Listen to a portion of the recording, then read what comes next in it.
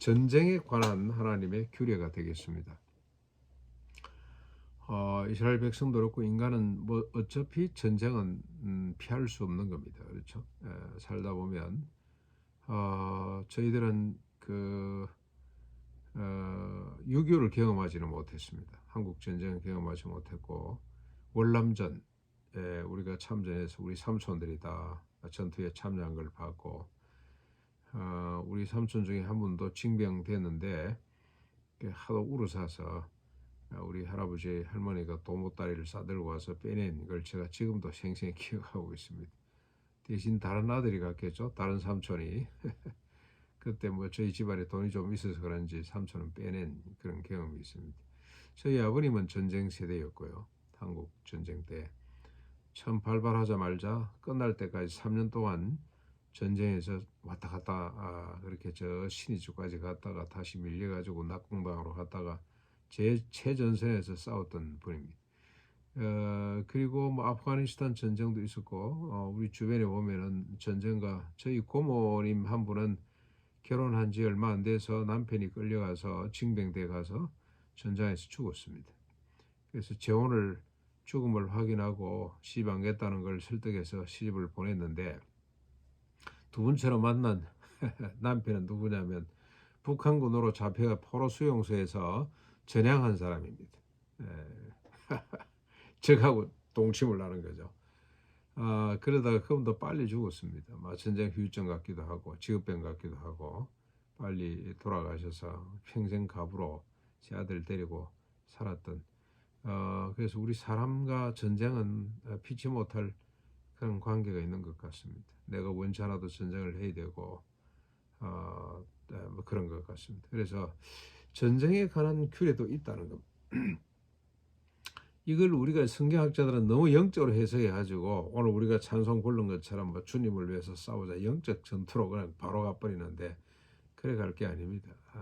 같이 자세히 전쟁의 규례를 보셔야 되는데 먼저 1절부터 4절까지 전쟁에 관한 규례죠. 적군과 싸우려 할 때에 말과 병거와 백성의 많음을 보고 두려워하지 말라는 겁니다. 일단 왜 그러냐? 여호와께서 함께 하시기 때문에 여호와께서 반드시 구원해 주시기 때문에 두려워하지 마라. 여기에 제사장이 나서서 믿음으로 독려해야 된다는 겁니다.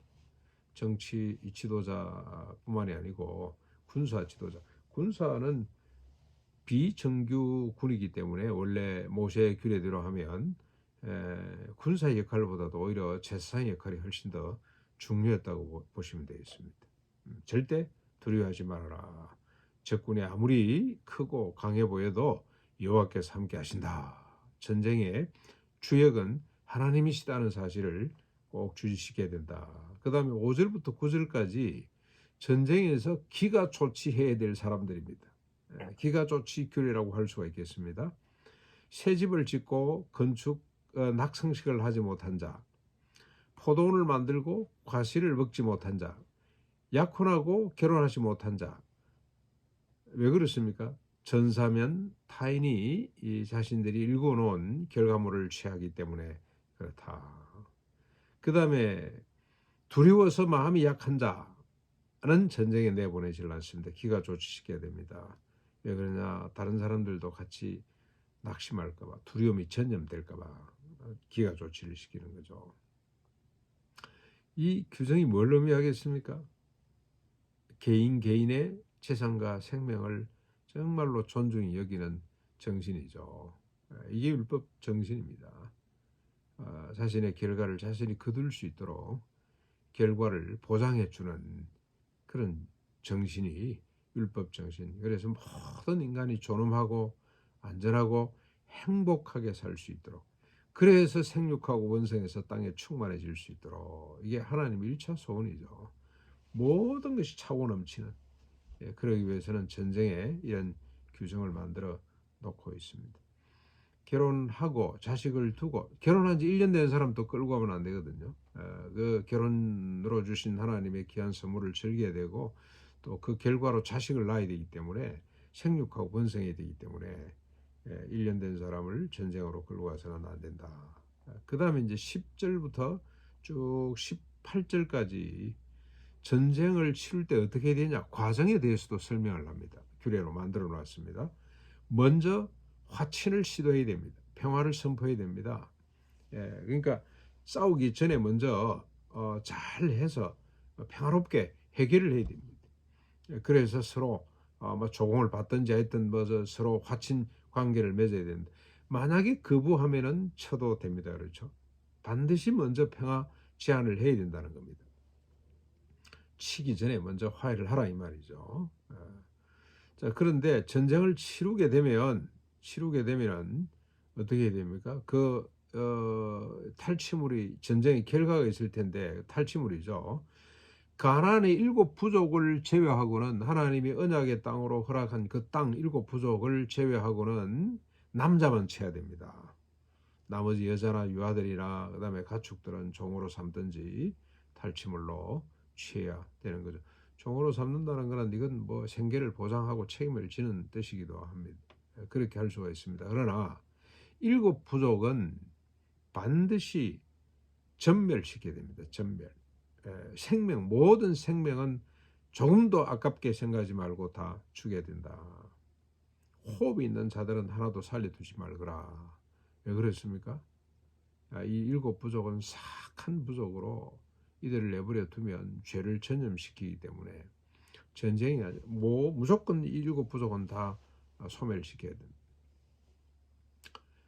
하나님 왜 이렇게 잔인하냐, 왜 이렇게 편파적이냐라고 생각하실 수 있지만 7부족은 이 죄의 온상이라 이렇게 보시면 돼요.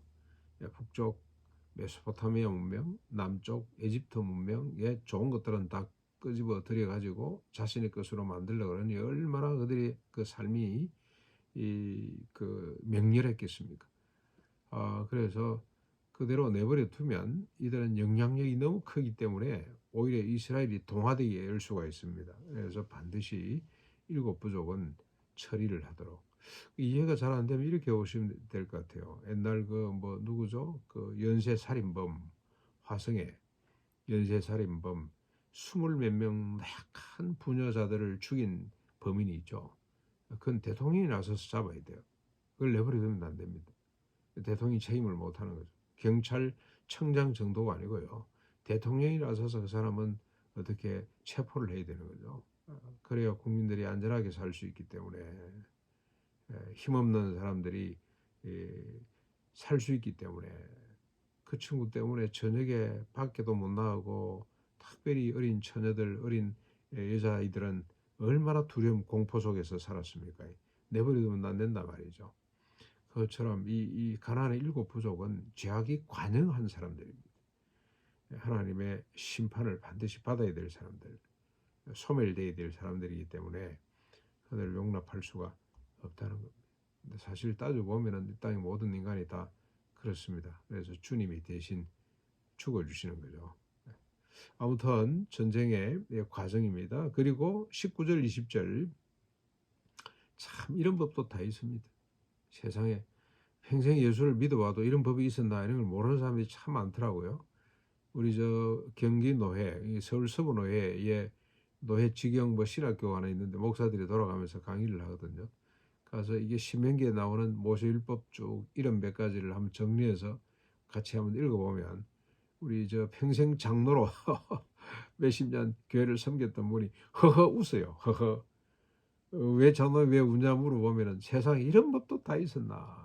여러분 19절 20절 무슨 법입니까? 이것도 규례입니다. 613가지 중에 들어가는 겁니다. 전쟁 기간 동안에 과목과 수목에 대한 규례인데 과목은 도끼로 찍으면 안 돼요. 왜 그렇습니까? 자신들의 식량이 될 수 있기 때문에. 그 과목하고 싸울 일이 없다는 거죠. 그건 재산 피해를 입히지 말아라. 누가 먹든지 그 땅은 나중에 어떤 결과 오든지 간에 결과를 사람들이 거둘 수 있도록 과목 하나를 키우는데 얼마나 시간이 많이 걸립니까? 여기 체리 나무 하나, 사과나무 하나 심었는데 저게 되기까지는 얼마나 정성을 쏟아야 되는지 모릅니다. 그리고 몇 년 후에 먹을지 알지 못하잖아요. 심어놓고도 이게 제대로 자랄까 걱정입니다. 그런데 과목은 절대 도끼로 찍어서는 안 됩니다. 그렇죠? 그런데 이제 수목은 찍어내도 됩니다. 찍어내서 전쟁에 필요한 물자로 쓸 수가 있습니다.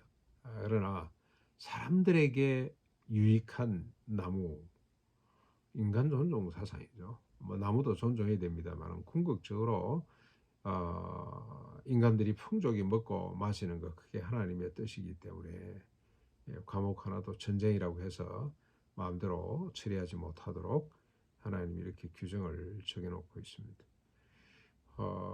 근데 여러분, 우리 전쟁하면은 막 싸그리 다 없애죠. 싸그리 다 고입제를 뿌려가지고 식물이고 동물이고 사람이고 그냥 전부 다 병들게 만들어버리고, 그런 전쟁은 하지 말아야 되는데, 전쟁 가운데서도 인간 존중을 우리가 살피게 됩니다. 이게 하나님의 말씀이고 율법이고 기독교입니다. 약탈과 정복을 위한 전쟁은 하나님 허락하지 않습니다. 정의와 공의를 위한 전쟁, 궁극적으로 평화를 이루기 위해서 필요할 시에 이렇게 전쟁을 하도록 하나님께서 허락을 하셨습니다. 제한된 전쟁이죠. 무자비한 전쟁이 아니고 철저하게 제한된 전쟁이라고 할 수가 있겠습니다. 결국 인간 존중, 모든 인간이 행복하게 살아갈 수 있도록 하는 이 전쟁 정신을 오늘도 잘 우리가 구현을 했으면 좋겠습니다.